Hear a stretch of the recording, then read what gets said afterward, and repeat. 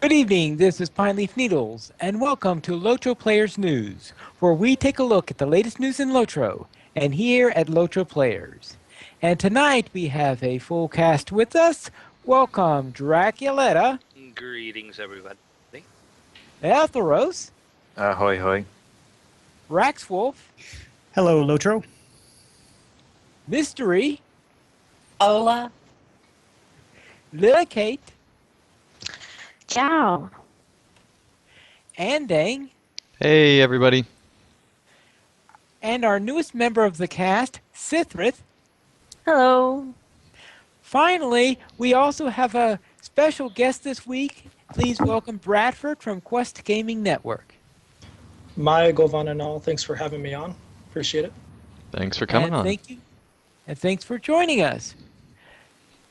So, Bradford, could you please tell us something about your involvement in LOTRO, how you started playing, and how you got involved in the community?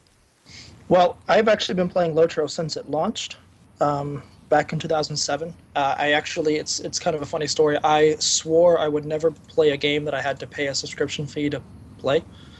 And then I saw this amazing game called Lord of the Rings Online, and so I changed that rule pretty quickly. And so I've actually been playing the same character since launch. I don't have very many alts. I do have some, but I think the highest alt I have is like 30. I play on the Nimrodel server. I've played on it since the very first day I opened the box and installed the game. I actually run one of the oldest running kinships on there. We formed in June 2007 called Eruhin. And we're kind of a small kinship. I think there's maybe only 12 total people in the kin. But I think that's one of the things that's kind of kept us gaming together the entire time. As far as my community involvement, I was a lot more active back when, I was paying to play the game. I don't pay the subscription fee anymore, so I'm not as active in the community, but I still keep up with it. I still try to make sure I'm on top of all the news because I get asked about it all the time, whether it be from people on Twitter or people I know here in Las Vegas who play the game as well. So I'm not really a forum junkie. I mainly just kind of read LOTRO players and get my news. So yeah, that's Bradford. That's me. All right, and can you tell us something about Quest Gaming Network? So yeah, we are a network of podcasts and gamers who do podcasts. Basically, our flagship show is a show called Elder Scrolls Off the Record, where we focus on obviously Elder Scrolls. Big one being the Elder Scrolls Online right now, but it started out as a show about Skyrim because it launched about 2 months after Skyrim launched back in, I think it was 2011, 2012. I can't even remember the date. I've been with QGN since April of 2012. And I'm actually their news director. I handle the content that goes up on the sites, whether it be an article, review, breaking news, stuff like that. We mainly just do podcasts. We do some YouTube stuff. We do streaming as well. We do pretty much everything when it comes to games in general, though I do notice we have more of an RPG focus because those seem to be the shows that last the longest are, MMOs, because there's a lot more to talk about. So if you want to know more about Quest Gaming Network, questgamingnetwork.com, very easy. You can check out our podcast. We're on Twitter, iTunes, all that stuff. All right, thank you. Now we'll head on into the news for our game news. Our first thing is the Spring Festival is now live. Yay. Is anyone here getting Yay. involved? Anyone here actually done anything in the Spring Festival? Yeah, I She had have. flowers. Yeah, she can't. She can't say she hasn't because I spotted her. Yep. I did Although I that thought- quest line thingamajigger they put in, that new one, because I intended to start grinding for whatever it is the new rewards were. But then Zither just gave me a free spotted shrew pet, and I just left it at that. I named him Hans. What new quest line? I didn't know there was one. There's one in Breetown. You go pick up things and deliver them, and then you go back and pick them up again because you put them in the wrong place. It's that kind of new? weird. No, that's not. I thought it was I new. guess- I haven't Yeah. done it before. I think the shrews coming from the patches of flowers is new, but the quest itself isn't. Yeah. Is The it? quest itself I Shrews did at least new. 2 springs ago. I've They've never done that one rearranged the before. maze. Oh yeah, that too. Yes. I heard They've something rearranged the about maze. that. Yeah. And the new true rewards, there's a new steed. Blanket And steed again. Yeah. oh It's yeah, a, another blanket steed. yeah, new but it's a road. trestle blanket. It's pretty, but we've had blankets before. Come on. And we'll have blankets again. I must have really cold horses. We don't ride them we're enough. you got to remember is that when we do our questing in the northern parts. I know it's the spring festival, but when we do our questing in those areas, it does tend to be in the fall and winter months. Yeah, and keep mean- that in mind because it's important, right, Pine Leaf? No, it's completely insignificant. We have to come up with something. At this point, I pretty much don't do any of the festivals since they changed them to the whole daily grind system. Like, was it last year or the year before? Pretty much since then, I've just gone off them. I don't enjoy them anymore. Yeah, I Yeah, I agree. think I'm the same way. Well, I've really enjoyed my pet shoes. Oh, I like my pet shrew. Oh, how many have you I had? got a dusty one today. I've managed to get 2. So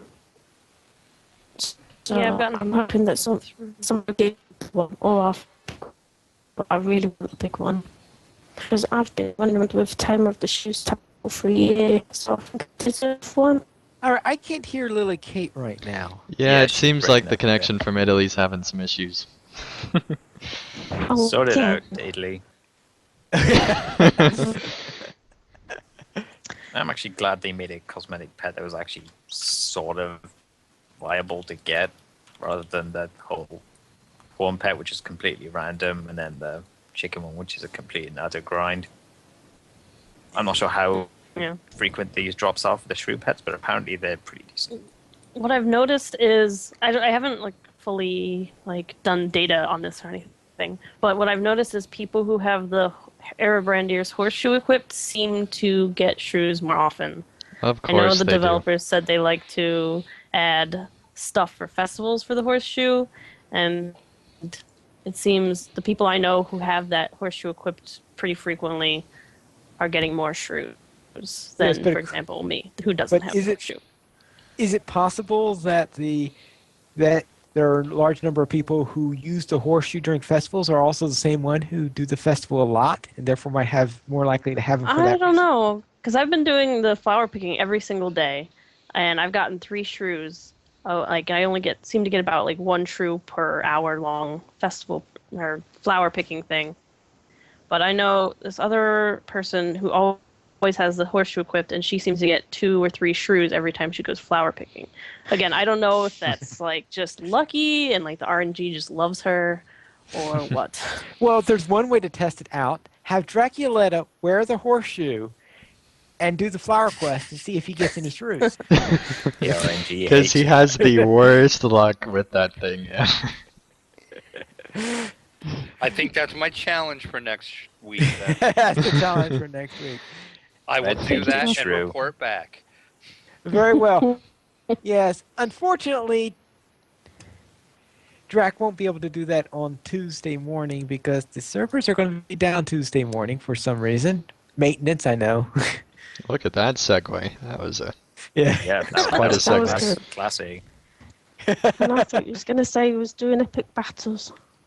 No, Oh God, no. no. On Tuesday morning, we are going to have. It is going to be down. That's Tuesday morning Eastern time. So therefore, don't plan anything major at that time. But I suspect most people will be working on Tuesday, unless, of course, you're taking a long weekend because it's a holiday weekend. like most of the nation, yeah. Right. Now, On- most take Friday probably, but anyway.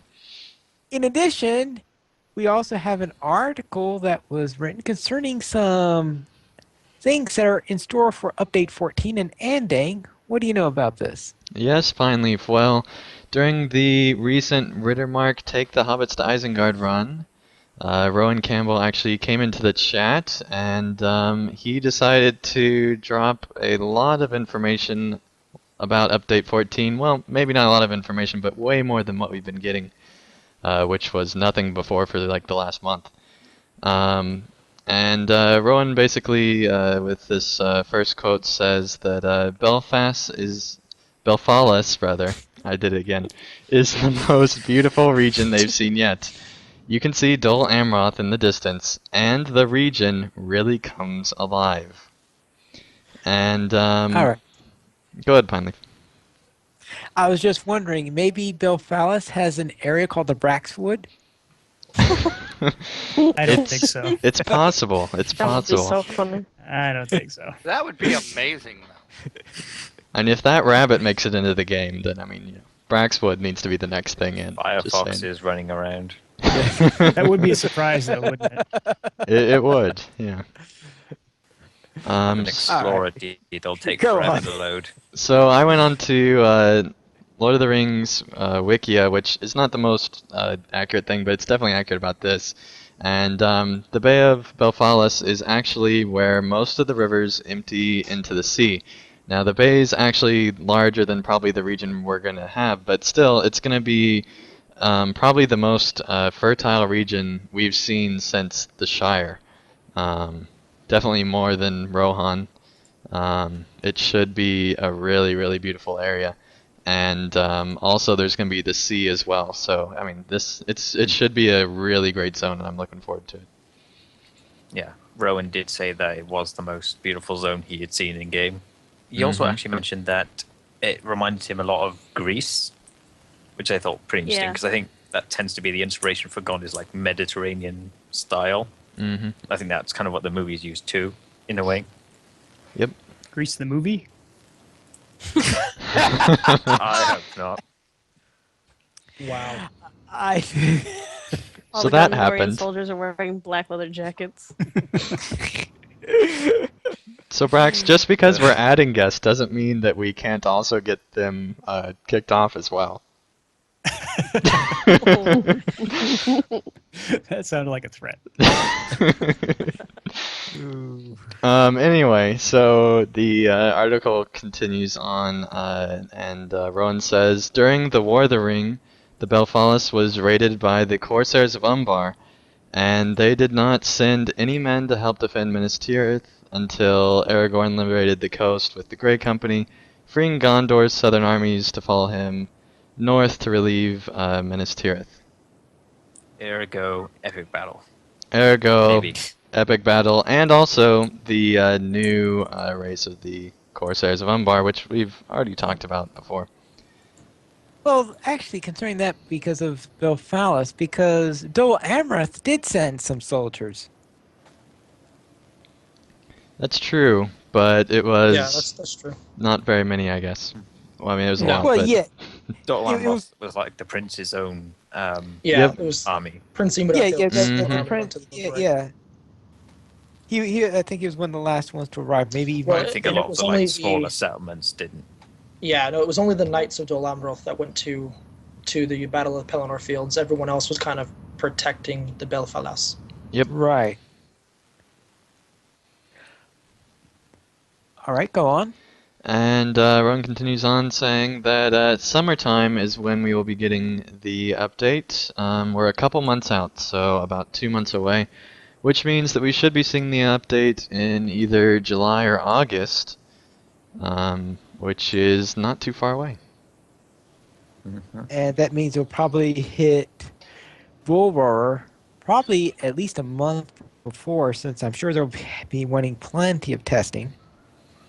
Yeah, so we should be about a month, considering there won't be any NDA on it until we start seeing the huge areas of Gondor coming up. So that's very exciting. And this does only, though, leave 4 to 5 months for the Dead Marshes and the Peligir updates later in the year. So I'm thinking that the rest of the year is just going to be a ton of LOTRO content coming out, or they're going to have to postpone one of the updates till later. We will have to see. Now, what's next? Well, Rowan continues on saying there was a little stutter coming over the rise to Dol Amroth that they will have to work through. They're really pushing the distance view. The smoke from the individual beacons that are lit and stretching way out into the distance. But they will make sure to polish the performance on people's graphics cards. So, first of all, That just sounds good. that sounds amazing. The beacons being lit, that's one of the key iconic things from the Lord of the Rings. That's, the movies even make a huge deal out of it. I can't wait to see Lotro's take on it. That sounds really good. Yes. That will be in a very important moment. Beacons lighting up and saying, "We need help!" And Do you think also, LOTRO will give it its own montage like the movies did? They wouldn't be able to top it.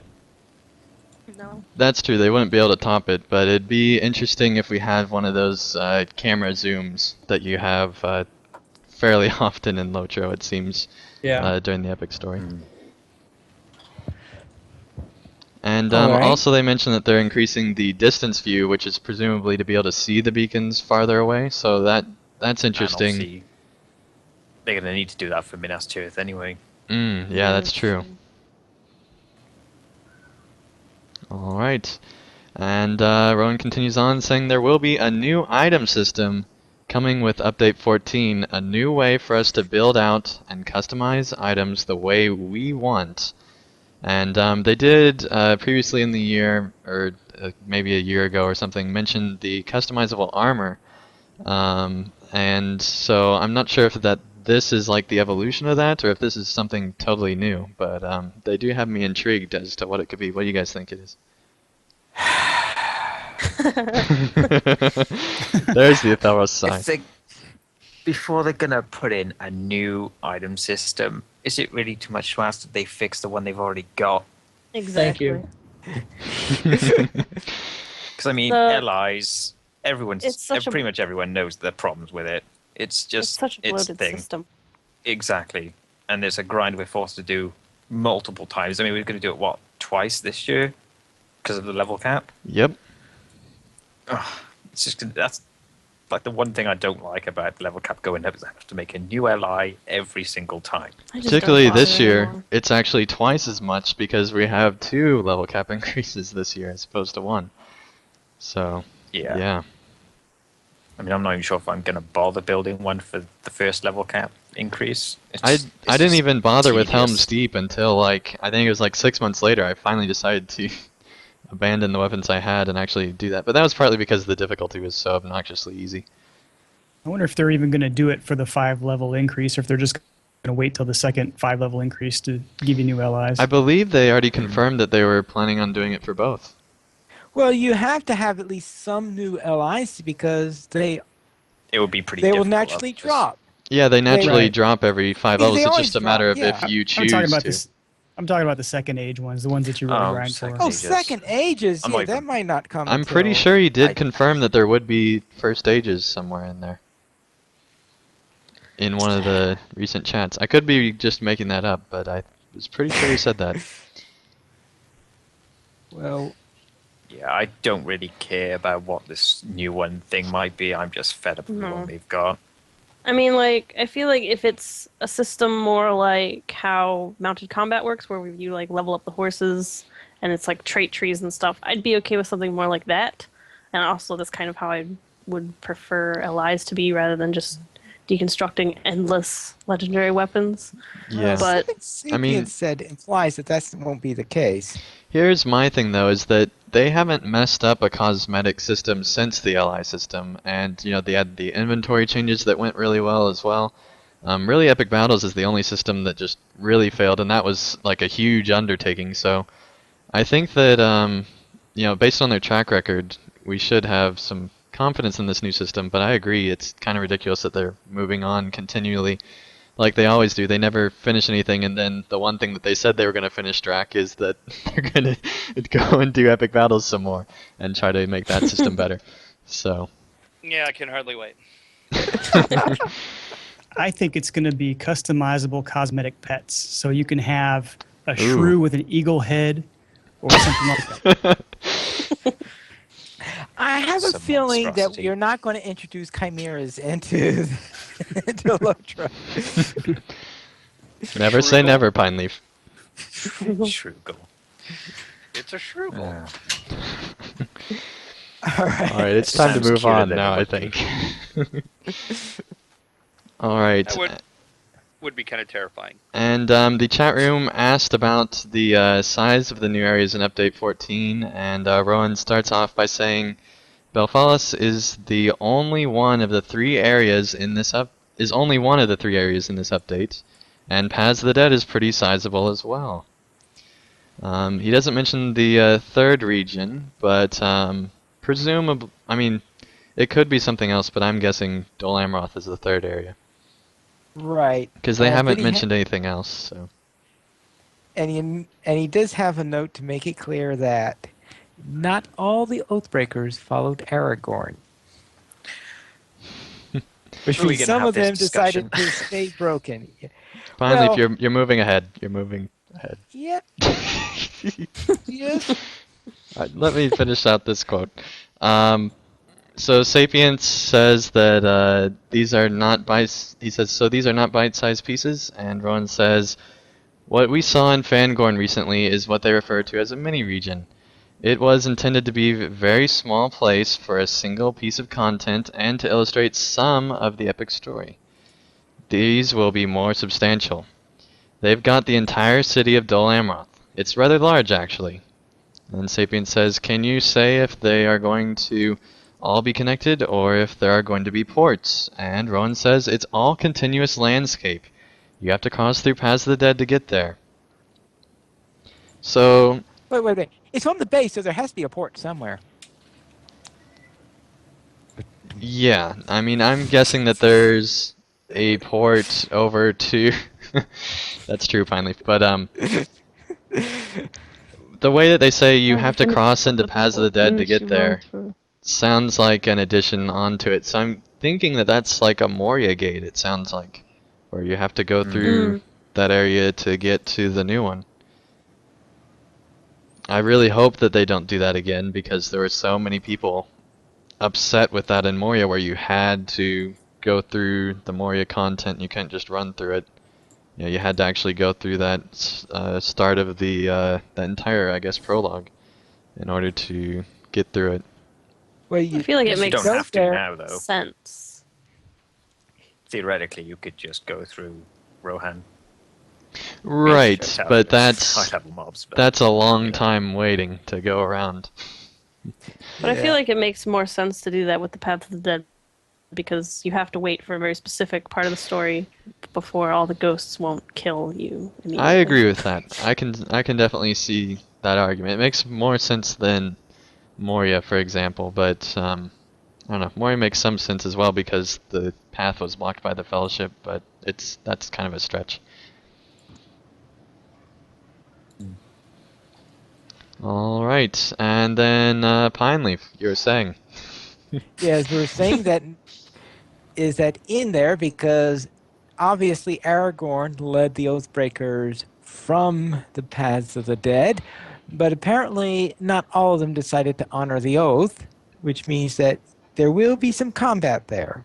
Can we just talk about that for a second? Because, I mean, I'm sure they'll find some way to make this be lore appropriate, but I'm pretty sure that all the Oathbreakers went with Aragorn from there because, you know, they were Yeah. required to by the oath. I mean, Yeah. Well, wait, The way they I remembered it, Oathbreakers. Right. yeah, but they don't broke break their it original twice. oath. They Oh yeah, Yeah, they I keep mean, breaking it. they're over not and over. Oathbreaker I mean- Oathbreakers. we've already seen a whole bunch of Oathbreakers that didn't fulfill theirs. I mean, we've killed them. That's a lot. true, but I presumed that those were different That's oaths kind of- of different Yeah, people. it's different oaths, Yeah. but it's still Oathbreakers. I assume it's the same result. So, we're talking So about, there were like, just oath-breaking already mechanics. Oathbreakers there, and then like the real Oathbreakers moved in, and they like took over their home, and they're actually like suppressed people, and that's how they became angry towards players. And this is like this whole backstory that Turbine crafts. Yeah, I can see that going there. From what I remember of the books, I don't think it's explicitly stated that all of them went. I It's just don't kind of think. assumed.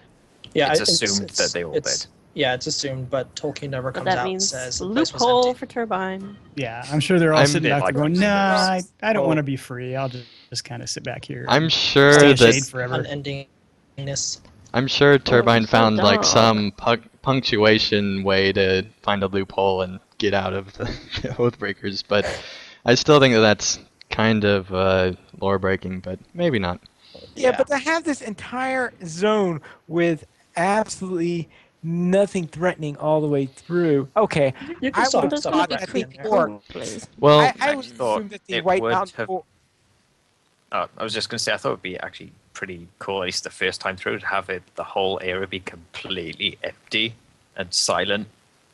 yeah. Oh, Just yeah, to that'd have be that really feeling weird. of oppression around you when you're going through it. And dark. And just Yeah. Well, I was have thinking like, have an instance and make that be your thing where you go in with the fellowship with Aragorn or right after or something like that, and then just leave the landscape open or have like some type of enemy that's in there with them or something. I know Well, some also- suggestions people brought up is that they theorized that maybe after the dead have left, orcs or whatever could come yeah, in, that's what Yeah. take over Well, because they yeah. tend to do that. Yeah, Mhm. well, Well, and that's also what I've because been- in the epics, like right now, I just did the epic, and there's those orcs that are like worshiping the paths of the dead, and the one like flees and tries to go in there, but obviously you can hear the ghosts kill him. But then once the ghosts leave, all those orcs in that area could just go in That's there. true. Yeah. Yeah, that's what I was kind of thinking. You know, once the place has been vacated, it's a perfect place for orcs to start moving into and taking over. Hmm. I don't know, lore breaking as well, in my opinion. They might well be there as well as the Oathbreakers, and sure they're good trying point. to vary up their combat a bit. But then what happens when you have Beornings come in and fight the Oathbreakers that are Oh still my there? The game ceases to be in Middle Earth, the game code just like blows up itself and it just right? It just ends. gets sucked into a black hole Yep. and implodes. Zinger is demanding past the dead housing. Path all those of the places are dead empty. housing. It's prime Get, real like, estate, skull Pine Leaf. lintels and stuff. Yeah. They'll probably have to change the name of it if they ever had real estate in there. Those house prices drop dead. Aw. That was so bad. All right, I guess it's time to go on. How many classes do you think were discussed before they chose to be Ornings? Well, Pine Leaf, I'm glad you asked because Rowan actually said that they had pitched 24 classes before setting on the Beorning. I can't even think of one. I know. Like, I mean, there's the Shield Maidens, but other than that, I mean, I would really love to hear what those 24 classes are. I could They see could like be a either, like- crazy. I wonder how many of these are like serious suggestions. Because I could And see not like just well, 24 clowns. crazy. Well, I remember back I was at one time thinking of a knight class, but then I eventually decided that centering a class around mounted combat would have been rather not the best Over to idea do in the before you world. actually get it. Yeah, I mean, I could see like a hero class that's somehow different from the champion, or maybe some different type of range class as well. But other than that, I can't really think of that many different classes, especially that would feel Yeah. different. That's the key thing. Yeah, Yeah, somehow I don't think a monk will fit into. I wonder if like they would say these 24 classes, and then if some of them would be awesome, and then some of them would just be terrible. Like I just so want to know what they are. I hope one day they tell us. 'Cause it could be hilarious. I suspect that a lot of them, let's say, didn't survive the first cut. And Sapiens does continue on to reassure players 24 possibilities before they get to the Beorning. So for those of you who think that they just pull things out of the hat, there was a lot of long discussions about a great many things before they decide on what's going into the game. So that's kind of just their PR speech saying, yeah, we know it's lore breaking, but we thought about it. Yeah, I mean, like There was no other they say, like, oh, Yes. like 24 before we said Bjornings, but they could have just pulled 24 other things out of a hat before Bjornings. Yeah, I mean, Clown. they There you literally go. just That's like one started. down. They saw the players like having an issue, and they're like, "Well, we need to put 24 names in the hat so we can say we considered things before the Bjorn." Oh, ending. That sounded a little condescending, finally. The cat lady class in chat. I want a cat lady class. See, I there would you Cat lady go. cat lady class. Is that like the woman in Bree who has all the cats in her house? Exactly, Or Pine it's Leaf. worse, then That's it's just a Khajiit from Elder Scrolls. see, Pine Leaf. The cat lady is what it's based off of. So because you know how they always have that character that they base it off of, then they could just put cat lady class based off the cat lady. It'd be like creating a Sam class based off of Sam. All Maybe, right. maybe Gardner very was one of well. those 24. You know, that would actually be pretty cool. I could really Wouldn't see it? that. That would be awesome. All right. I think it's time for us to go to the store sales. Dracula. Nothing to see here. Move along. Yeah, that's it. Move on, please. Don't bother. Don't. Because if you read the comments, I kind of got called out on the store sales this week. But the free sample of the week is a 100% mark acquisition for 90 minutes. You get one of those per account. You can use coupon code SMRK6. Once again, coupon code is SMRK6. And 30% off legendary level cap increases legendary item stat upgrade, additional additional legacy slot, try that again, and relics and relic packs, all 30% off, which I all gave a thumbs down on my post. And yeah, apparently there's a lot of people that like the LA system, and I'm not one of them. But anyway, the weekend special through the 26th, 60% off complete tier crafting, 35% off Tomes of Might, and 20% off Quest Pack North Downs. That's weird how it's just what- one. You'd think they'd at least do like the revamped ones if they're going to do one of them.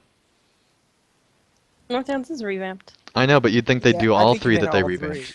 three. Oh, yeah, I see what you're saying. Weird. Maybe Just- they might do that the next week. Like, I mean, it's been a long time since they've had just one zone on sale that's not like the I mean, somewhat this recent one. is a weekend special rather than a full That's sale, true. I But then last suppose. weekend they had that whole area door special. That Exactly, was pretty yeah. good. So we went from Eridor to the North Downs. Downsizing. Downsizing this. This is the episode of puns, man. Yes. Very well. Let's go to the player news, and we'll begin with Lily Kate. Something about band registration? Yes, the date of this has been announced for June 14th on Land Raval, the Mountain, and hosting this great event. And registrations have been open since last Monday and will close this Monday on the 20th of May. So, yeah, come to our guild launch site and apply if you want to play at the top. That's at guildlaunch.com. We have 17 applications. So some will be playing at the top and some are just have All right, I can't hear you. Yeah, you're breaking up. Oh, no. Yeah, so Unfortunately, basically, Weatherstock band registration is open May 19th through the 25th, and you can go to weatherstock.guildlaunch.com to get registered. And Weatherstock is once again on June 14th, that's Saturday, so 1 week after our 50th. So there you go. Very well. Then let's go on to the LOTRO outfits for the dressing newbies. Sithrith, you're our fashion expert. Yes, so this week's LOTRO outfits isn't actually an outfit. It's a guide it kind of ties in with the weather stock thing because I know a lot of people from other servers like to come to Landerville to experience weather stock, but they don't really have outfits because they don't have any characters on Landerville, or even if you're just rolling characters on a new server. This guide can give you some tips to how to deal with not having any outfit pieces. You can use your pre-order items, your anniversary items. Don't forget to go to the outfitters that are at various towns across Middle Earth that you can buy outfits at for silver rather than like Mithril coins or turbine points at Lalia's Market. And also the community. You can ask people in Langerville to borrow outfits from them, or maybe somebody's being very generous and might want to give you some dye if they're feeling generous. So yeah, that's the Dressing Newbies guide. Yeah, and this really was the perfect time to release this right before Weatherstock. There were even a few things that I didn't know about in here, so I recommend everybody check it out. It's a fantastic guide, and I know there were a lot of comments in the chat and various emails that we got about people who really liked this, so great job, Sithith. Thanks. All right, thank you. And you also did a video on terms and acronyms? Yes. Basically, I was working on a trait tree guide, and I was looking at trait trees on all my different characters, and I realized that like right in the trait tree descriptions, I was looking at Yellow Line for Lore Master especially, and it said like this is a CC specialization, and you use AOE, and like it literally just has the acronyms there with no definition or explanation or anything, and so I was like, well, that's not exactly helpful for people who don't know what that means. So I ended up instead making this terms and acronyms guide to clear up some common phrases and acronyms that you come across in LOTRO, stuff like tank, DPS, support for, what different classes do, and as well as other more specific things like CC or cash out, which is a new term, and I had to ask you guys to help me define that because I didn't even know what that meant. Very well. And we also had some highlights, some video highlights. And Andy, what's your video highlight for this week? Yes, finally, this week's video highlight is the Riders of Rohan launch trailer, which is the one that's voiced by Grima Wormtongue. And I think that this might be my favorite Rohan trailer by far. And it seems like it's also the community's favorite as well. It has over 350,000 views on YouTube alone, not to mention all the various sites that they submitted the trailer to, like Game Trailers and IGN and all those places. And this makes it the most viewed video on the official LOTRO channel, and also all of the videos on the Turbine channel as well. So this is by far Turbine's most popular video, it seems. Very well. And our episode of LOTRO Players Adventures, we had episode 16, Soft Rocks. Where did that title come from? I fell onto soft rocks when I went down a cliff and got away from the group for like 20 minutes. All right. And that was when we were going all over the place in Angmar. Yep, those orcs in Angmirim had no chance. No chance whatsoever. Except when Atheros falls too many and then, we all die. But other than that, they have no chance. I try my best. Yes. Now, we are currently on episode 48 of LOTRO Players News, which, if you do the math, that means in 2 weeks we will have episode 50. Andy, you have anything special planned for that? Yes, finally, we have all sorts of things. We are re-inviting all our previous guests back to the show, which so far we can confirm that Roger from Contains Mod Apparel and Leonore both will be there. I just sent out the email like a couple hours ago, so there should be a lot more than that. And it'll be live as always at 8:30 p.m. Eastern on June 7th. And we need your guys' help. You can email us various things like your favorite moments and just various comments, or you can even send in audio files to lotraplayers.mimealert@gmail.com, our regular email. And we hope to have episode 50 be our biggest episode that we've had so far. So we're re-inviting everyone, especially for our 50th episode, to join us in the chat, because we have a lot of fun in our chat room. Tonight we have a good chat that's going as well.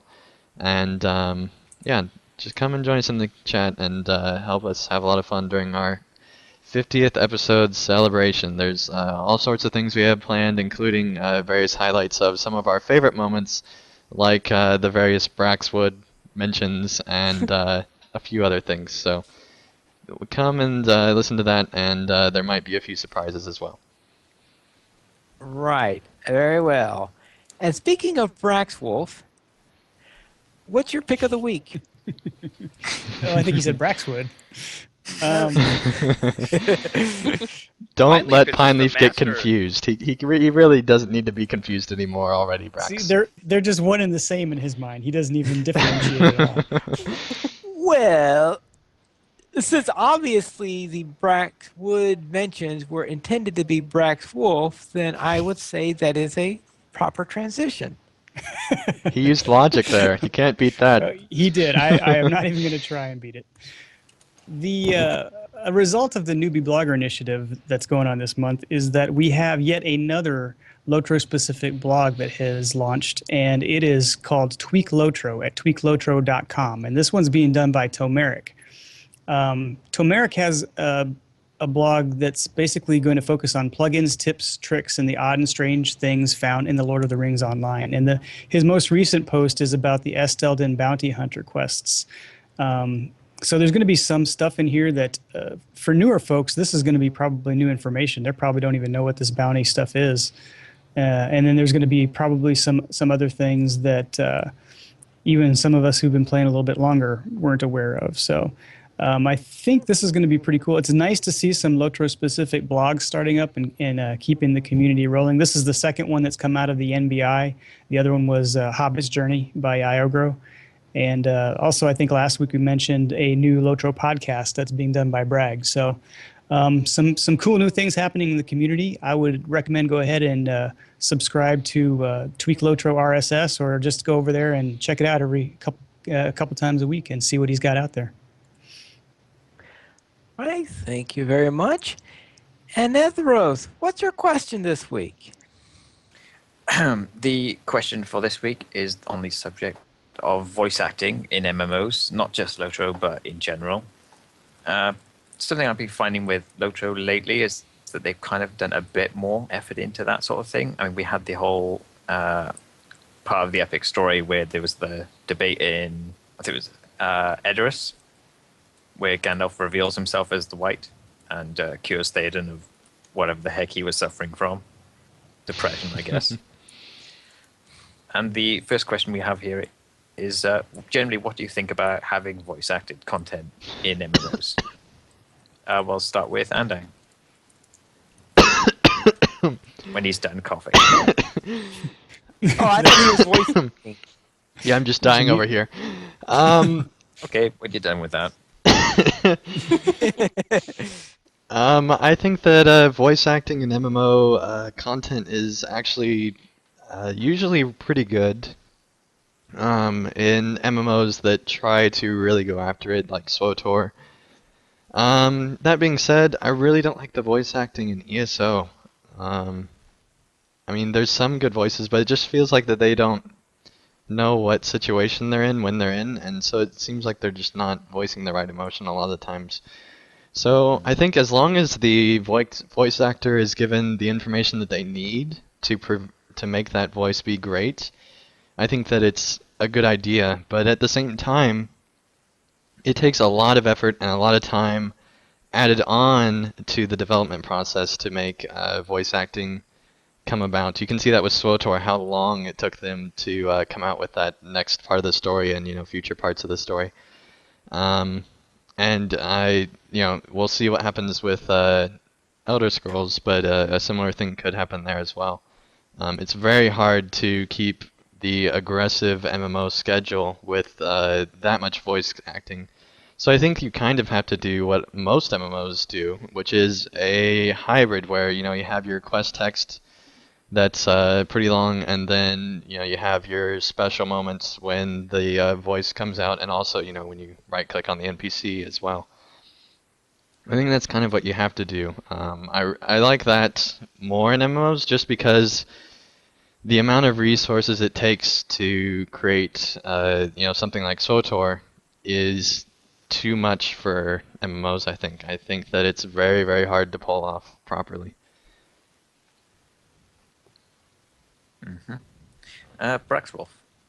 Yeah, it's kind of interesting that this question came up because I had kind of the same conversation approached from a different way this week with another blogger in the NBI. So Simcha, who is a brand new blogger, and she's hearing impaired. She's got a new blog at simchaandalts.wordpress.com, and she was talking about trying to find the place to turn on the subtitles to some of these voice-acted games. And we started talking about whether we use subtitles or not on the games that are strictly audio for the most part, i.e. voice acted by the characters.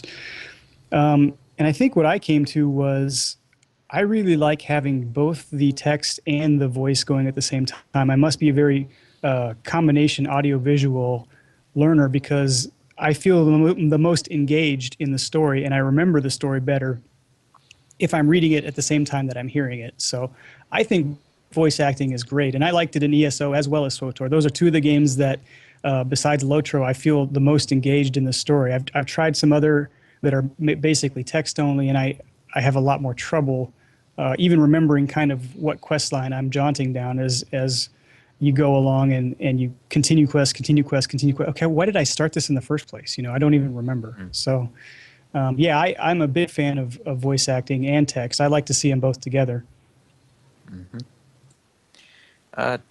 Sithrith. Yeah, I actually really agree with Brex. Basically, if I don't have both the voice and the text, I just kind of get distracted and don't pay that much attention. Whereas, like, if I have the voice and the text going at the same time, I can focus more on the story and I remember it better than otherwise. And I also agree with ending, like, basically, if the game doesn't go all out for the voice acting, it's really obvious and it suffers, even if it's not something, like, it's not that big of a deal, I guess. Like he was saying with the Elder Scrolls Online actors kind of not having the right tone of voice for some of the things they were saying. And just little things like that can really come out in the quality of the game. So yeah, that's my opinion, I guess. Drac. Yeah, kind of like Anting mentioned. To me, it's kind of a double-edged sword. If it's done well, I think it really kind of sucks you into the game more. But if it's done bad, it really detracts you from the game. So, does a game really need it? Like I said, if it's done well, yeah, it immerses you more. But then they really have to spend the time and the money to pay good quality actors. So, Well, and that's kind of part of the problem because you can still spend a ton of money on voice acting like Elder Scrolls Online did, and it's just that they had great quality voice actors. It's just that they didn't present them with all the information they needed, I think, in order to make it be great. So even if you go all out in voice acting, it's not a guaranteed thing still. well, then that might be the writing of the game too. So, do you find that a game with bad voice acting is harder to get invested in than a game with bad just quest text writing? Personally, I do, yes. Because that was Lily kind of Kate something. wants us to read her opinion. She says that she thinks some of the British accents in LOTRO are terrible, and that is her opinion. It is. Some of the voice acting, in fact, maybe it might even go so far to say most of the voice acting is not very good, especially that Bride Tor song. My gosh, why did that have to happen? I can't really think of any good voice acting in LOTRO except for maybe Gandalf. Gandalf does a fantastic job. Galadriel's pretty good too. Galadriel's good. Really, any of No, I the didn't really like her that much, actually. Rangers She would kind be of good. enunciated too much. The Rangers would be good if they weren't all the same voice. Yeah, If they or had, they said you know, more things besides like it's a They had sorry a day. ranger voice. Our mission Mhm. is dire. But you know, the cinematics that they voice, for example, they usually do a pretty good job. So most of the cinematic voiceovers are pretty good, especially like the Theoden at the Battle of Helm's Deep. That I love that cinematic. They do a great job with voice the acting there. Voice acting they did for Merry and Pippin with the recent update, actually, I thought was pretty good. It wasn't like amazing, but it wasn't bad. It didn't take me out of the story or anything. And we're not even going to discuss the end. There are worse end impressions I've heard. I remind me never to hear it from them Yeah, because I thought it was pretty bad. If you've heard worse than that end, I don't want to hear it either. Yeah, that was one of them. Hadoom, badoom. Okay. I've lost track of where we were. You finished what you needed to say, Yeah, I Greg? am. Yep. Okay. Pineleaf. In this, well, first off, you can't go purely by voice for several reasons. First of all, you have, as noted before, if you have someone who's hearing impaired, they might not hear the voice acting, so you will need some subtitles available. And I've noticed sometimes that even when I do have the voiceover, I hear the thing, and then after it, I says, "Now, what did he just say?" Especially in MMOs because you're not usually trained to actually like be attentive. Right. Yeah. So therefore, so it is nice to have the quest text there, so you could check it in afterwards. But as you noted, that a really bad one maybe could throw you off, but I don't think I've been thrown off by as many voices as some of the other people have been. I don't remember. Okay, yes, okay, ESO hasn't exactly been the greatest voices in the world, but I don't think I was as put off by it as Andang was. Well, I wasn't put off by it too much. Like I really enjoyed the Prophet in that game, for example, and some For of the me, other the lip characters. syncing was worse than the acting. And that was God, part that of it lip-syncing was is terrible. that when the lip syncing and acting were both off, that's really when I noticed it because you already see the lip syncing being off, and so you're really thinking about how good the voice actually is, I guess, and so that's probably attributes to it a bit. Definitely immersion breaking. Mm-hmm. Mm-hmm. That was kind of something I found with playing the Secret World, where I was doing a playthrough on whatever the British one was. I don't remember. But the acting was so weird. It felt like they weren't actually British people acting. They was like some other person trying to pretend like they had a British accent, and it was really noticeable to me. I don't even know if they may well have been British. It just sounded very odd, and it took me out of it quite a bit. Who hasn't gone yet? Mist. Hello. I was wondering if I was ever going to speak. Voice acting. I like voice acting. I agree that you do need text though, and you have to have the right style voice, but more importantly, you need dialogue that's engaging. So even if you're just running past somebody, it needs to be a decent line, not some of the stuff, I won't swear, that you hear in game at the moment. And that's multiple games, so not just LOTRO. Yeah, and you need variety. You need more than 6 sentences that 10,000 people say. By Duran's beard! Yeah, and that's one of them. So yeah, you need the dialogue to be engaging and to be interesting. So even if you are running past someone and you hear them, you go back to listen to it. So because it's out of the norm, so to speak, and actually wants you back there to listen. Just a thought. Yep, that's what we're here for. And Bradford. I think I think I agree with pretty much what everyone said. Depends on the game for me, though. I mean, certain games voice acting makes sense. Certain games, I think I would prefer text over voice acting. We've mentioned SWTOR and ESO. Um, you you have series that already have a history of this. I mean, ESO has a history of the Elder Scrolls series being, completely voice acted, whereas with SWTOR you have the cinematic heritage of Star Wars. So I think it makes sense to have those fully voice acted. But I think with other games, it's okay to have the hybrid thing going on, like what Anding said, where part of it's voice acted and part of it's text.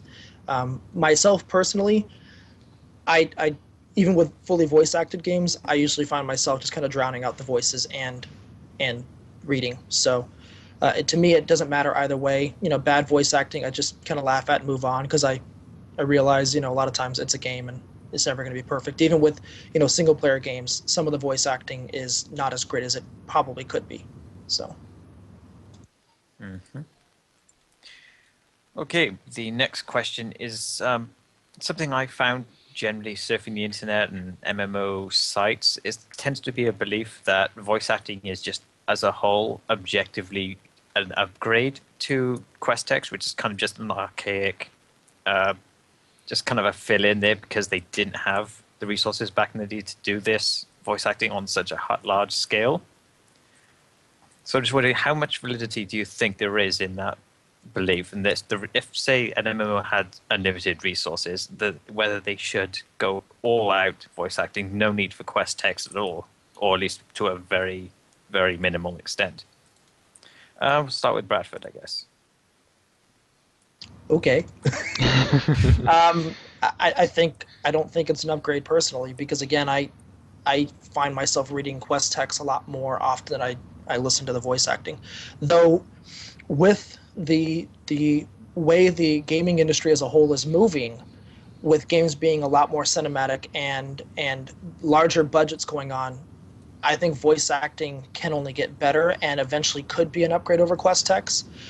But I do think that you're never going to fully get rid of quest tech just simply because you are going to have those people out there that don't like it or are hearing impaired and going to rely on subtitles. I mean, movies, most DVDs nowadays have a subtitle feature. I think you're always going to have that feature with a video game, regardless of the focus being, very heavily voice acted. So I don't necessarily think it's an upgrade, but I think it can be down the road. Mm-hmm. Smist. Me again, so quickly. I'm going round the other way this time. I don't think you can ever really get rid of quest text. So I do believe that that's always going to be a part of the game. But whether or not voice acting is an upgrade, I don't know because I like having the voices in the game. So, yeah, they could get better and that'd be an upgrade. But yeah, that's my opinion. Okay. Goodbye. An abrupt conclusion there, but okay then, Pineve.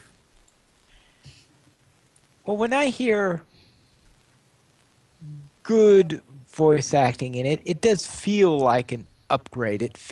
Because it's something I don't have to go through the trouble of reading and slogging through all that text because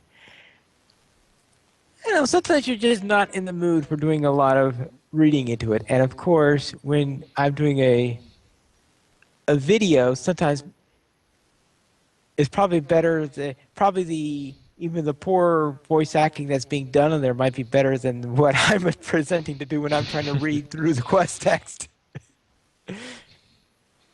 Mm-hmm. Nothing else, Brad? Then?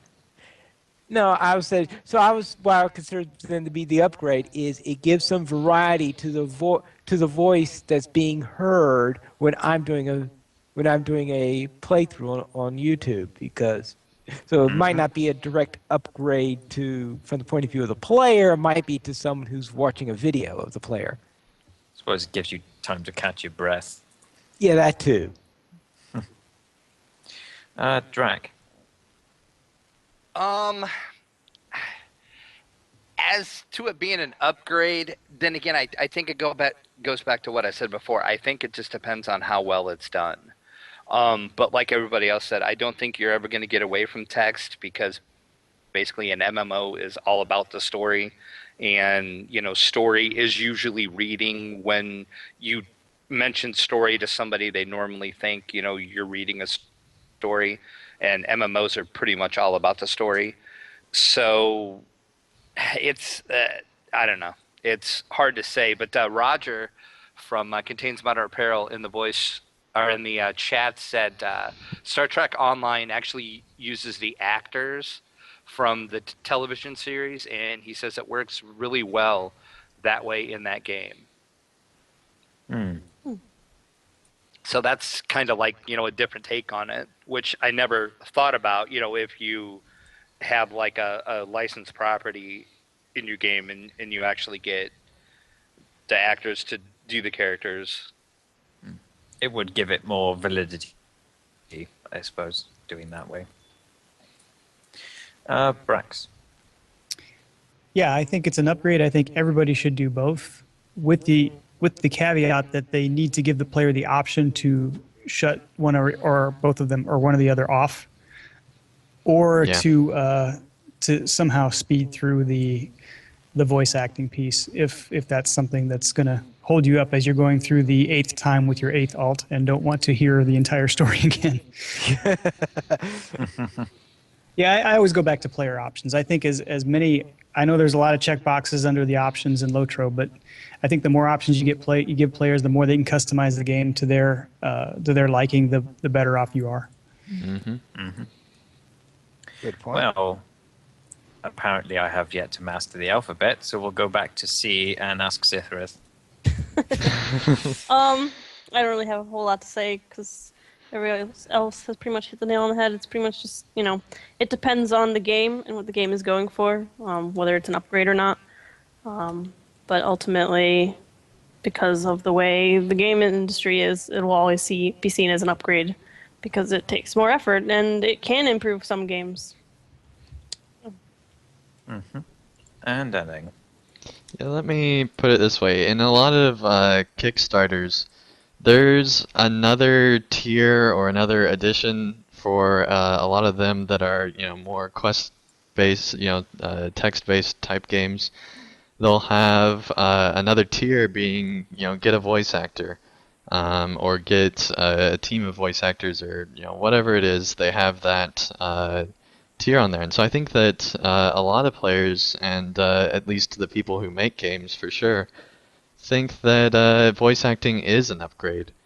And at the very least, it does provide more options to the player. For example, in Planetary Annihilation, one of their upgrades was actually getting the original Total Annihilation voice actor to voice their game, basically. And he does a fantastic job. He's in the trailer and a few other things.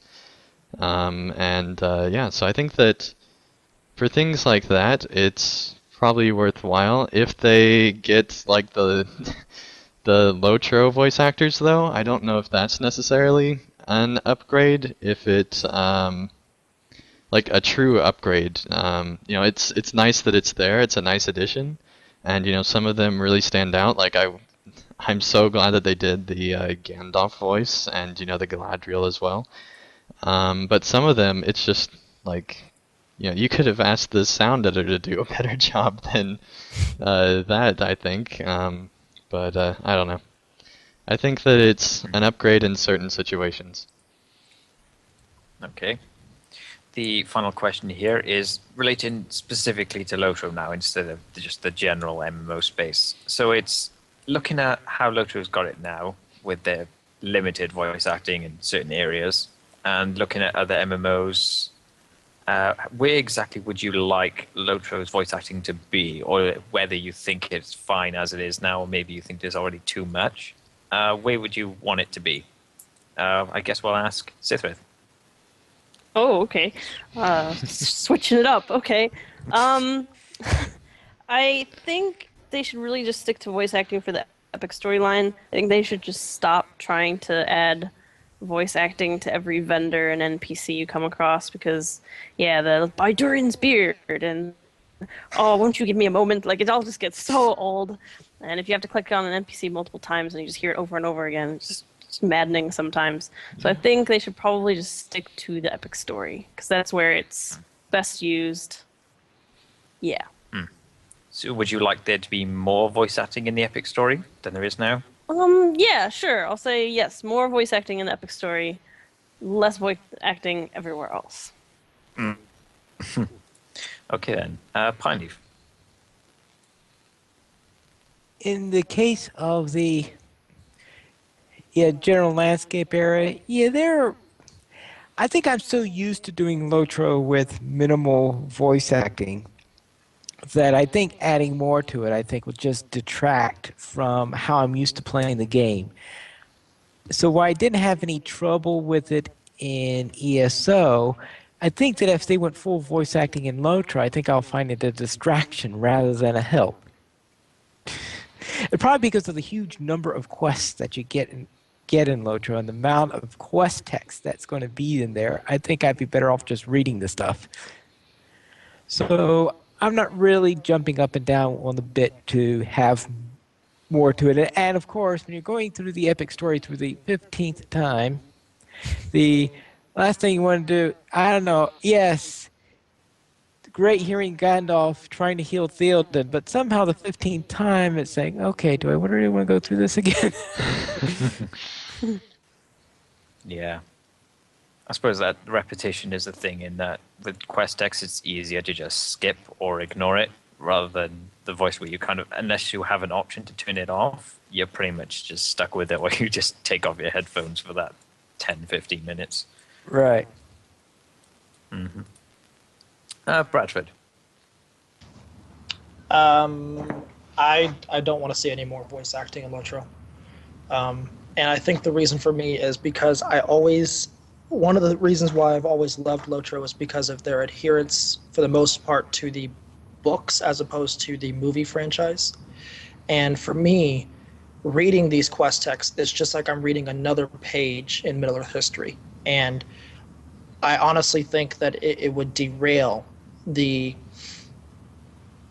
way that these stories are told. I mean, there is some voice acting in it, and I thought it was kind of cool when they first introduced it, after the game had been around for a while. But if they start to try to add even more and even more, I think it takes away from that feeling of nostalgia, of that it has its own little niche in MMOs nowadays. And I honestly think that it would ruin the experience. That's just me personally. I know not as many people are going to want to read these big, long, quest things. And I do find myself sometimes skipping through them just because they do tend to drag on, especially if it's a quest I've done before. But for the most part, one of my biggest joys in this game is being able to sit back and just read these stories that are unfolding in front of me. And I feel much more immersed as a result, because in order for me to know what's going on, I have to sit there and read it. I can't just rely on some lifeless voice to tell me. So I don't want to see, I don't want to hear more voices in the game. And if they were to do so, it would not be Lotro to me anymore. That's probably a little extreme, but it's just my opinion. So you say you find yourself more immersed in, say, those cutscenes for Volume 1 where there isn't any voice work? You would find those more immersive than the ones in Volume 3 where there is quite a bit more? Not, the cutscenes in between, I don't mind as much because they've had voice work even in the very beginning with those cutscenes. I mean, especially, the Gandalf voiceovers during loading screens and stuff. So I don't know if I find those more immersive. I think it's the actual quest themselves. When I'm sitting there, my character is talking to that NPC. That makes me more immersed. because again, I feel as though I'm actually sitting there talking to this person, not this person's talking back to me. I have an actual interaction with the NPC, as opposed to, again, a lifeless voice telling me what's going on. One of my biggest gripes with ESO is actually the voice acting. I don't like the voice acting in that game. And the biggest reason is because everyone sounds lifeless. And I honestly think that adding more voice acting to a game that already has some pretty bad voice acting to begin with will just make the game feel less alive than it does now. And again, it's kind of weird. I know I'm on the extreme when it comes to reading quest text. I don't mind poring over tomes and tomes of quest text. Not everyone's going to agree with that, obviously, but I do find it more immersive when I'm having to read it. No, it's interesting. And I forgot who's gone now. Drac, unless I asked him. No, I haven't answered it. I think I would have to agree with Sithrith, and way less on the NPCs. In the epic, it's okay. Only if it's quality. If it's going to be more like that horrible Ed voice, don't bother at all. I'm sorry, but that was really, really, really off-putting to me. I mean, that just sucked me right out of the story when I heard that and go. More Like, or less than yeah. Epic Battles, Drac? Yeah, that's a tough one. Wow. Because More or Epic less Battles, than allies. well, see, that's a tough one too, because they're right up there with Epic Battles. So yeah. That's a showdown. Yeah, yes, it is. Don't make me pick between the LI system and Epic Battles. Save that for the 50th, I guess. Hey, there Yep. you go. Yeah. I have no idea who hasn't gone at this point. I can go. Okay, then. I'll go after you, ending. Oh, well. Good. Do you think LOTRO should move more towards more voice-acted content? I think that really they'd have to, if they're going to move, they need to move and get, better voice actors.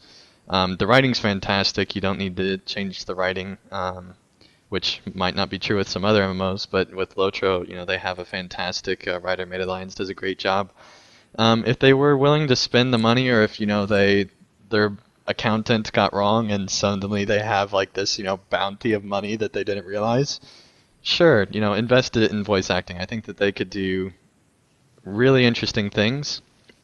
As far as if they keep their budget where it is and they keep the same voice actors, I really don't want to see more voice acting, especially if any of the characters have to sing any more songs, because man, that was terrible. So yeah, that's kind of my stance on it. Okay, Brax. I think the only place that they could use some more voice acting is in some of those instances where it's basically you're watching the NPCs perform in front of you and you're not really doing anything other than watching the story. I think that's where they added voice acting after the beta in Helm's Deep in the Epic, because there were so many of those instances where you were just sitting there watching people talk, but you weren't really engaged. And that's a good point. When there's a lot of stuff that's going on screen, and I'm looking back in the chat like 10 paragraphs behind, trying to figure out what they said during a playthrough, I completely miss like the action that's going on screen sometimes. And so, if I hadn't played it before, and sometimes those words come up really quick and they go away even quicker, and I think that that's an issue with doing voice, because you don't want people to have to wait forever, but you also kind of want them to actually read what you're putting up there as well.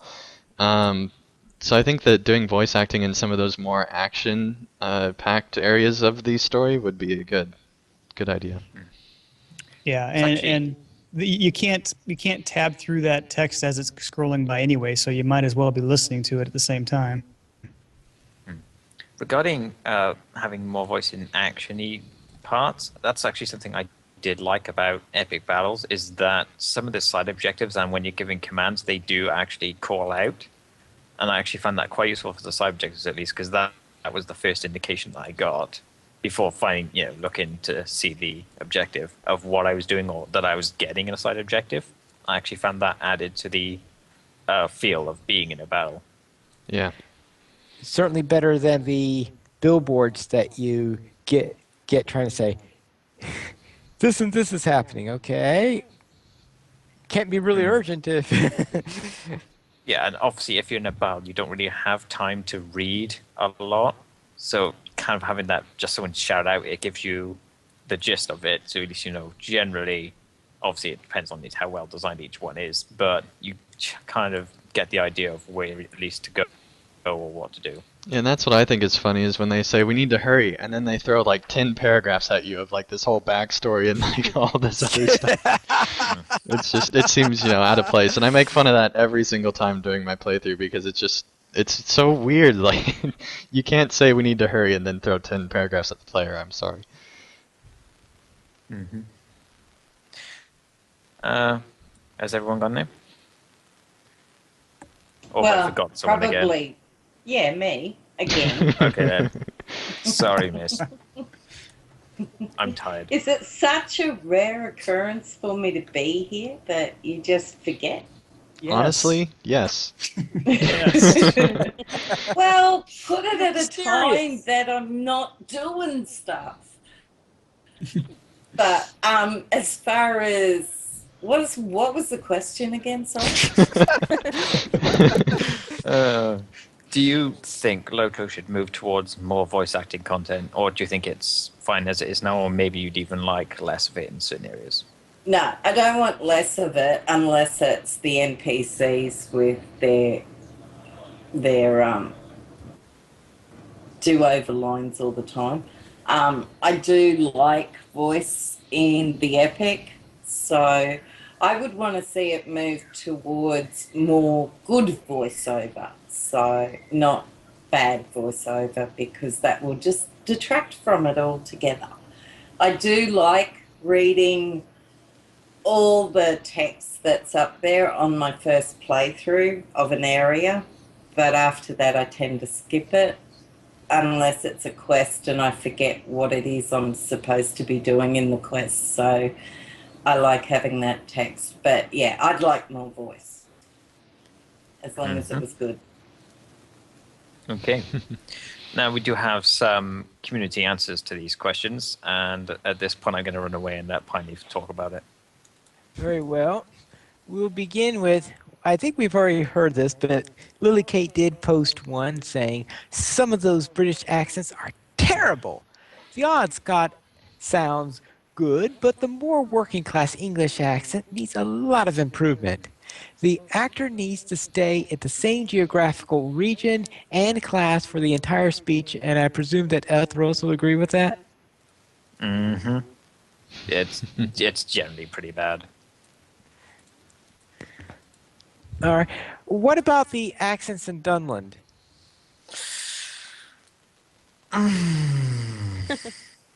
Yeah. They're not terrific.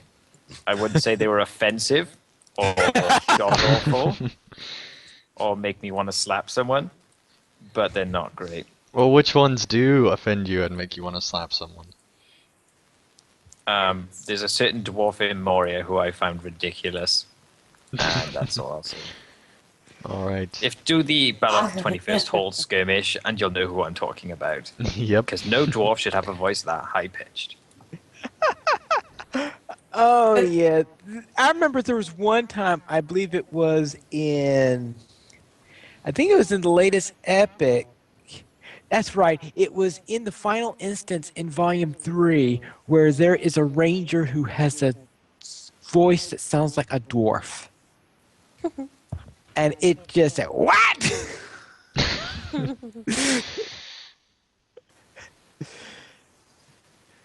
Well, So that- maybe they just shouldn't voice dwarfs at all and make all dwarfs mute.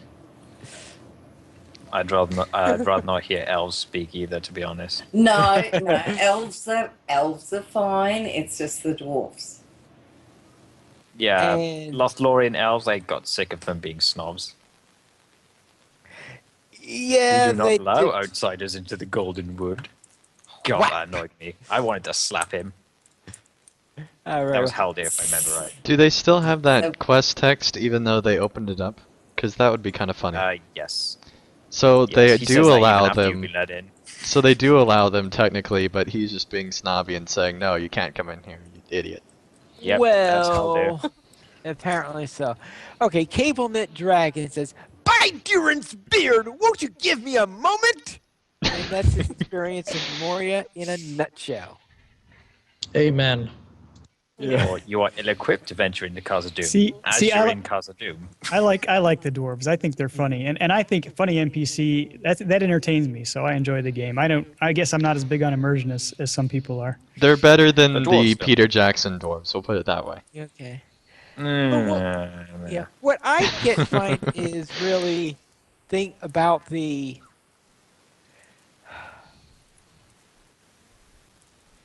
Yes, Oh, finally. good, you drove it out.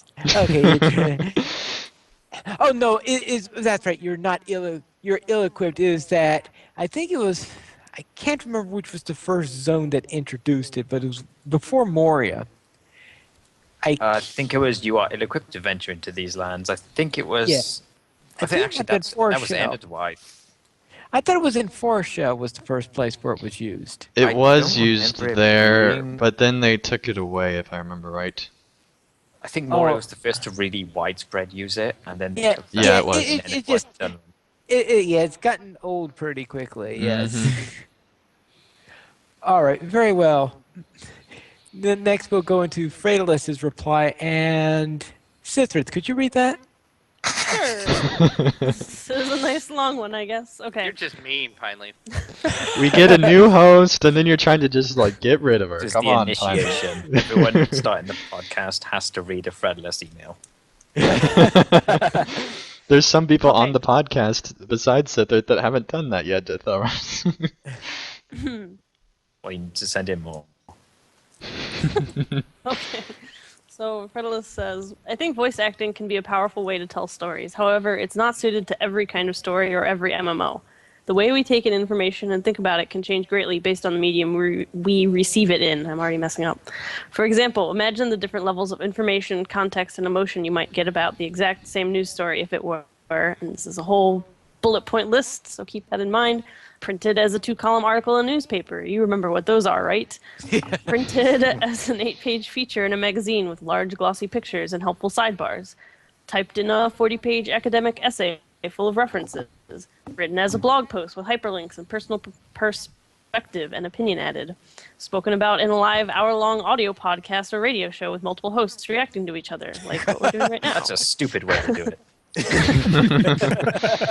Whoever thought of that? Yeah. Presented by an anchor in a 3-minute television or online video news segment. Filmed in a 2-hour documentary by a passionate director featuring actual participants in the story. Or Dramatized. dramatized in a 90-minute Hollywood movie with professional actors. Different kinds of MMOs tell different kinds of stories. For example, I really love the voice acting in SWTOR because Star Wars has always felt like a hugely cinematic story to me in the first place. In cases like this, the voice acting is an absolutely giant upgrade to just reading quest text or NPC dialogue. But in a game like LOTRO, it's not as meaningful to me.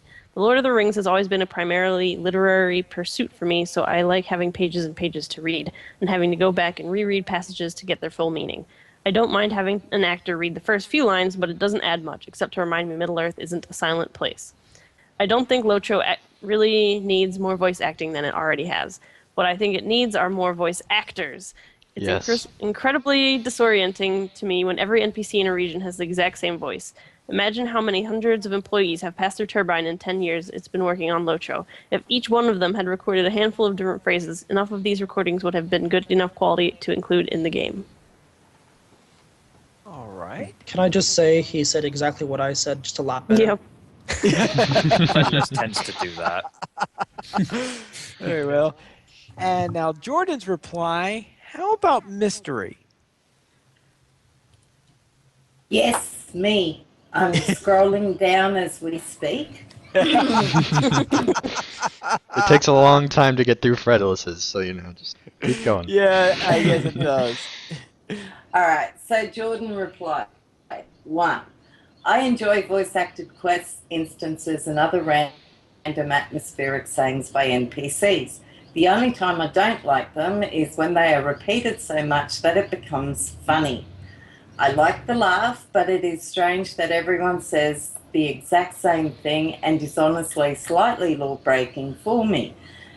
As well, all know there are many excessively repeated phrases with LOTRO NPCs. Hopefully, when we move to Volume 4 areas, because we'll be well known, we won't get all of those insults to our quality of outfitting. I like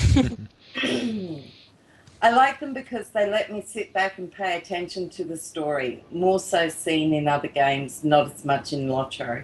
But at the same time, if the game is rushing me along or gives. I think that should be me, not we. Gives we a means to rush along, such as XP boosts or other timed things, I will tend to skip even the most interesting things to make the best use of the valuable boosts, which is a problem. Otherwise, the immersion is great if the voices are realistic and not too repetitive. 2. I think it. I think it can definitely upgrade the quality of a story, but I don't think it should be forced, and I don't think money is best invested in that. I would usually rather see a great story than an acted out decent one. 3. I think LOTRO should still push for voice acted content, but I would say mainly in the epic quests. They have far better things to invest in, at least at this point in the game, in my opinion. And there endeth Jordan's answer. All right, thank you. You're welcome. Yes. This week we have a donation from Bragg who provided us with $10 or more. To, and he said, "Dear Lotro players and crew, long time listener here. My donation to Lotro players this week serves a dual purpose. It is meant, first of all, to offer support for the excellent work you have been doing. Many thanks for the hours of edification and enjoyment you have provided to date, and wishing you all many happy returns. It is also sent with the hope that you could mention to your audience the introduction of my new Lotro focused podcast, Light the Beacons, which is now available on iTunes, and my inaugural episode being published this week. No idea where the train is going yet, but I am hoping at least a few folks from the community will be willing to jump on and see. More information is available at lightthebeacons.com, and I can be reached at Brags Brags Bragg, son of oh Balin. Bragsonof at gmail.com, or on Facebook at Bragg Son of Balin. Thank you for your support. Baruch Assad, Bragg. And I believe we mentioned about Light the Beacons during last week's episode. Yeah, it was Yeah, the pick of the and week. yeah, it was. Yeah. And I did want to say that I didn't know that he'd send a donation when I had highlighted that. So it's not like he paid me to write that up. All right, very well. To help support Lotro players, simply go to the donation page where you can help support the podcast on Lotro and also help support the site. We have $5 and $10 mentions where you can donate to get a mention on one or all of our active podcasts for an episode depending on the amount. For $5, you can get a mention on the podcast of your choice. For $10 or more, you will get a mention on all of our active podcasts. And this week, did you say something about a review, Andang? We did get a 3-star review, but it was a little different than I don't know how to put it, but it was it basically complained about how long our show was, which a podcast you can hit a pause button and play again later. It also complained about partly because we have so many hosts is why they think that it had been getting longer, which it's a very valid point, and I see their point, and I think that it's definitely really good, but it just I don't think fit for mention on the show. All right. Okay. So thanks for bringing that up finally. Well, then, I think. But Our featured you What can happened read to your it segue, on finally? iTunes, so you can go there and read the review. Our featured comment this week from Thrarin left a comment on episode 47 of Lotro Players News. New Lotro Zone, the Braxwood. Gather Firefox furs to gain reputation with the Brax clan and barter for chromium ore, chrome ingots, and opera sheet music. I'm Oh, hoping they don't put an Explorer deed because it's going to take forever to load.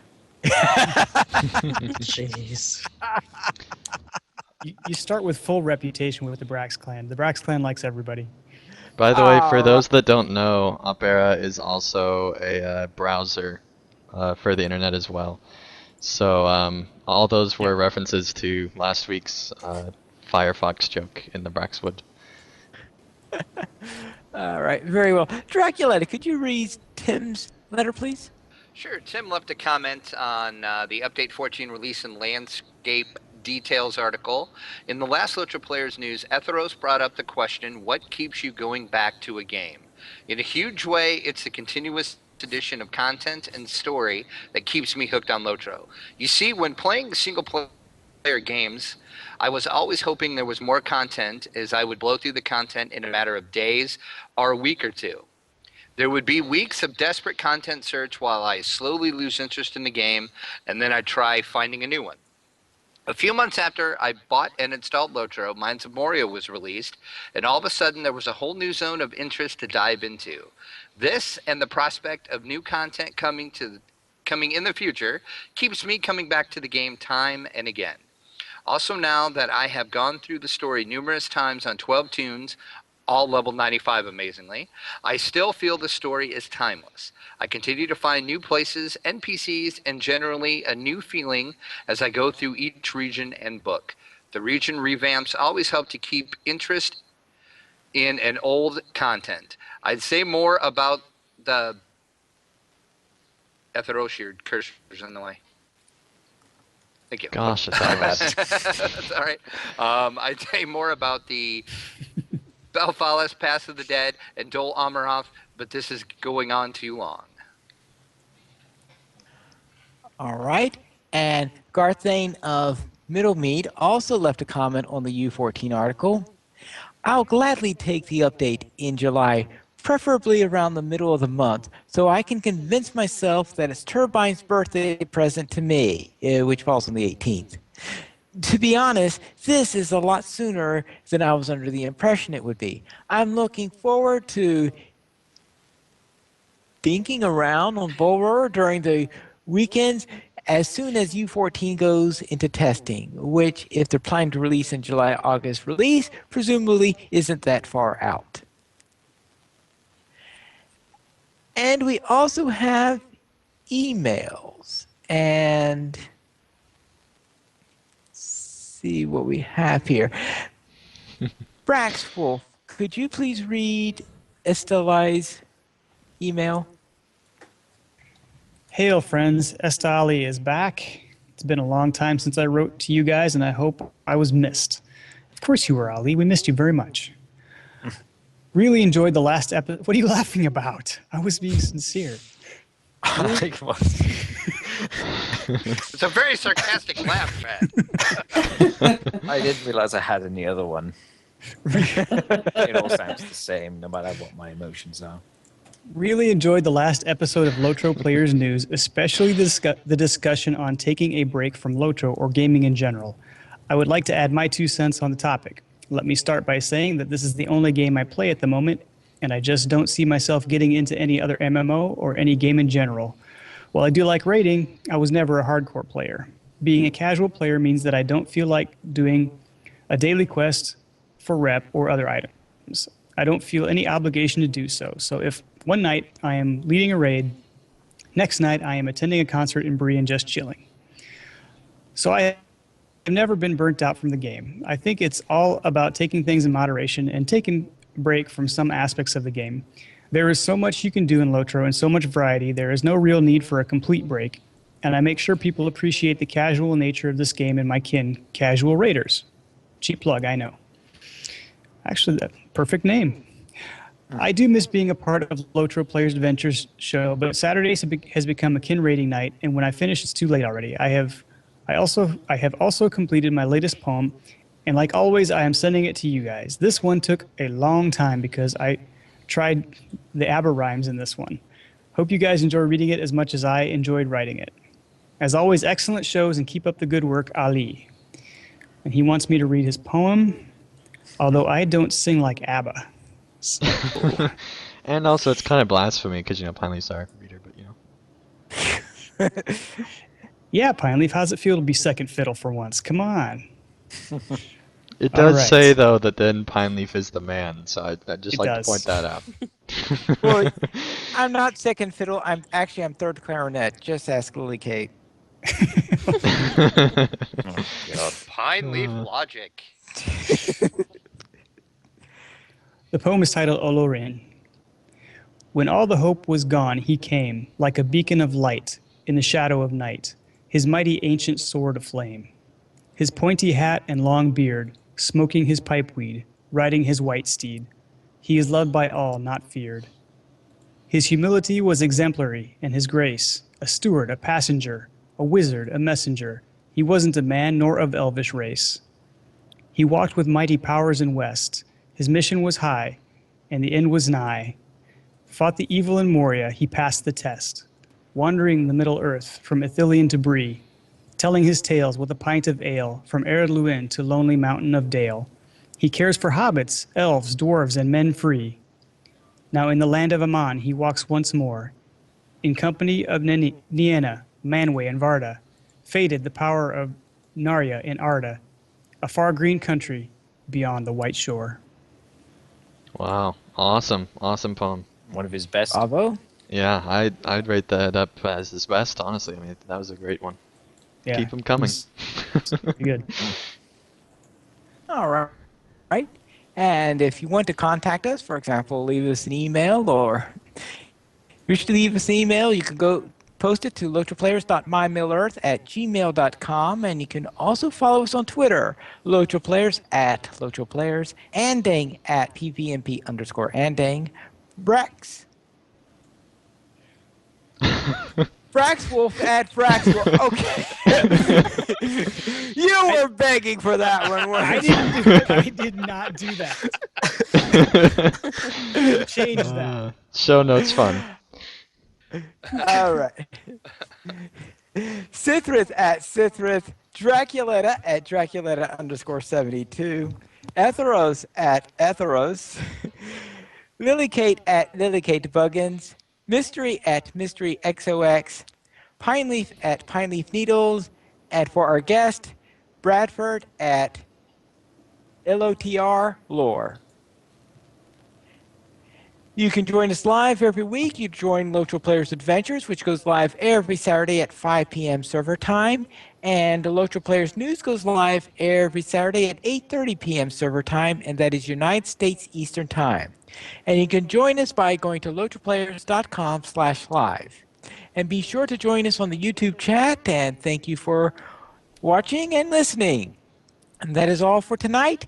And until next time, this is Pineleaf Needles reminding you to skirmish responsibly.